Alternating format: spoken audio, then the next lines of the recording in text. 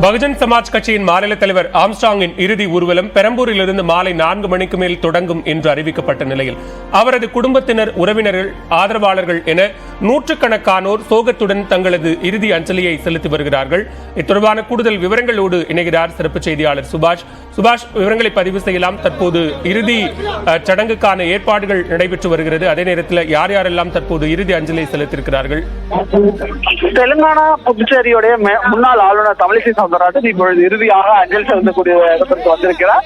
இந்த அஞ்சலி செலுத்துவதற்கான அந்த இறுதி நேரம் வந்துவிட்டது காரணத்தால் காவல்துறை மீண்டும் அணிவகுப்பு செய்வதற்கான ஏற்பாடு செய்திருக்கிறார்கள்.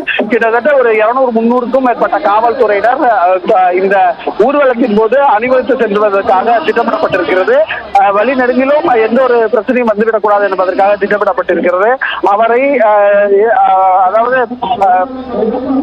அவரது உடலை எடுத்து செல்வதற்கான சந்தன பேழையும் வந்திருக்கிறது. அந்த சந்தன பேழையில் ஒரு முக்கியமான வாசகமும் இடம்பெற்றிருக்கிறதை நம்மால் பார்க்க முடிந்தது பாலா. அந்த வாசகம் என்ன சொல்கிறது என்றால், சமத்துவ தலைவர் என்று சொல்லப்பட்டிருக்கிறது.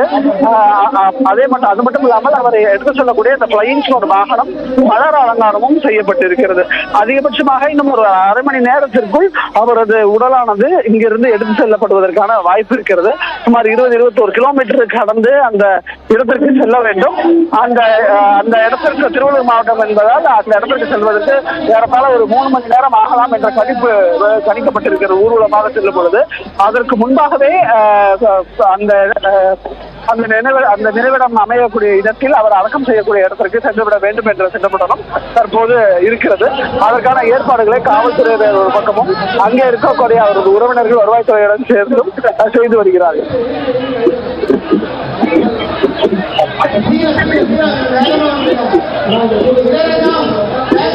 சுபாஷ், தற்போது இறுதி ஊர்வலம் துவங்குவதற்கான ஏற்பாடுகள் செய்யப்பட்டிருக்கின்றன. அதே நேரம் பெரம்பூர் பள்ளி மைதானத்திலிருந்து எந்தெந்த சாலை வழியாக பொத்தூர் அந்த இறுதி நல்லடக்கம் செய்யப்பட இருக்கக்கூடிய இடத்திற்கு செல்லப்பட இருக்கிறது, அந்த சாலை குறிப்பிட்ட சாலைகள்ல உரிய ஏற்பாடுகள் என்பதும் செய்யப்பட்டிருக்கா சுபாஷ்? மிக காவல்துறையினர் திட்டமிட்டிருக்கப்படி அந்த பாதைகள் அமைக்கப்பட்டிருக்கின்றன. பெரம்பூர் பாரக்ஸ் ரோடு வழியாக பிரதான சாலையை குறித்து ரெட் ஹில்ஸ் வழியாக செல்ல திட்டமிடப்பட்டிருப்பதாக தகவல் இருக்கிறது. நமக்கு அதற்கான ஏற்பாடுகளை காவல்துறையினர் முழு வீச்சில் செய்திருக்கிறார்கள். ஏராளமான காவல்துறையினர் தற்போது குவிக்கப்பட்டிருப்பதும் நம்மளுடைய காட்சியல் வாயிலாக தெரிகிறது. நமது ஒளிப்பதிவாளர் மாற்றினும் அதை காட்சிப்படுத்திக் கொண்டிருக்கிறார். ஏராளமான காவல்துறையினர் பந்தோபஸ்து பணியில் ஈடுபட்டிருக்கிறார்கள்.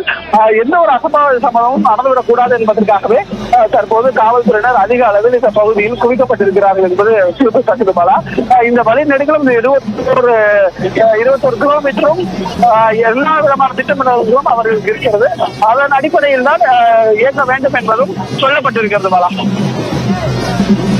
பகுஜன் சமாஜ் கட்சியின் மாநில தலைவர் ஆம்ஸ்ட்ராங் வெட்டி கொலை செய்யப்பட்ட நிலையில் அவரது இறுதி ஊர்வலம் அவருடைய இல்லத்திலிருந்து இன்னும் சற்று நேரத்தில் தொடங்க இருக்கிறது. பெரம்பூர் பள்ளி மைதானத்தில் அவருடைய உடல் பொதுமக்களின் அஞ்சலிக்காக வைக்கப்பட்டிருக்கக்கூடிய நிலையில் தற்போது அங்கிருந்து திருவள்ளூர் மாவட்டம் ஆவடி அருகே உள்ள பொத்தூர் பகுதிக்கு கொண்டு செல்லப்பட இருக்கிறது. விவரங்களை வழங்கியமைக்கு நன்றி சுபாஷ்.